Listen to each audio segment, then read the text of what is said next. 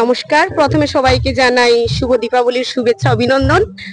আমরা এখানে দর্শক হিসাবে মায়ের প্রতিমা দর্শন করতে এসেছি। তো দর্শন করে যেটুকু দেখলাম, এখানে এনভায়রনমেন্ট যেমন সুন্দর, প্রতিমাটিও হয়েছে খুব সুন্দর, এবং এখানের যে সাজসজ্জা, এটাও দেখে আমাদের খুব ভালো লেগেছে। আমাদেরও মনে হয়েছে যে প্রতিমাটি সত্যিই সেরা হওয়ার যোগ্য।